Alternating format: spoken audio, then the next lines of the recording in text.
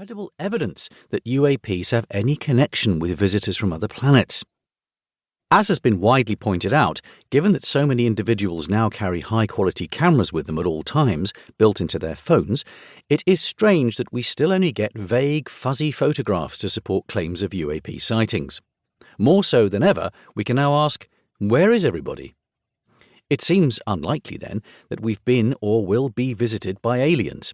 There certainly may be alien life out in the galaxy, though if there is, the chances are that the majority of it is more similar to bacteria than humans, but we don't have any good scientific evidence to back up its existence. The old saying, the absence of evidence is not evidence of absence, is technically true, but it is simply telling us that for now, science, which needs to be evidence-based, has nothing useful whatsoever to say about alien life. All we have is pure speculation, unsupported by evidence or stories. I'm not knocking aliens in science fiction, there are some great characters, though the ones we develop affection for, from Mr. Spock to Yoda, tend to be far more anthropomorphic than anything we might expect real aliens to be like.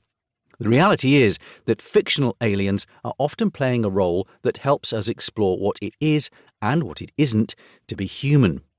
But until we have any scientific evidence, fiction is where they belong. That being the case, aliens will not be making an appearance on our interstellar tour. There may be no aliens on our journey into outer space, but what you will be able to see is an impressive collection of images provided on the Interstellar Tours website, www.interstellartours.co.uk. Where possible, these are photographic, but any featuring fine detail of distant systems, planets and solar systems will be artist impressions. The aim is for them to give you a sense of what it is like to experience a visit to these locations, but it is important to bear in mind that the exact details shown may not be correct. For the moment, though, it's time to take our place on board the Starship Endurance. Footnote: our Starship is named after Ernest Shackleton's wooden ship, lost in 1915 when it became trapped in pack ice when exploring Antarctica. We can never overemphasize the influence of the 20th century TV show Star Trek on the interstellar touring business. Our entire Starship fleet has 3-syllable names beginning with E.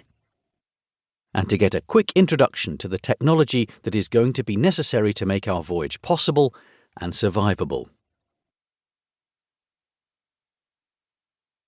Chapter 1. Welcome on board. One thing that the classic TV show Star Trek mostly got right is that starships don't land on planets. It's easy to underestimate just how difficult it is to get a massive object off the surface of a planet and into outer space. The problem lies in escaping the gravity well. An object as big and heavy as the Earth, which has a mass of around 6 times 10 to the power 24 kilograms, that's 13 times 10 to the 24 pounds, halt onto objects on its surface with an iron grip. Even when birds or planes do make it into the sky, they soon have to return to the surface. What goes up really does usually come down. Units and stuff. Occasionally we'll be using scientific notation like the 6 times 10 to the power 24 above. This is just a convenient way of representing large numbers. Here, 6 times 10 to the power of 24 is shorthand for 6 multiplied by 10 24 times over, or to put it another way, 6 followed by 24 zeros. You could also say that it's 6 trillion trillion. Science makes use of the metric system for all measurements, and by the time the Endurance was commissioned, no one on Earth was still using the traditional units such as feet or pounds.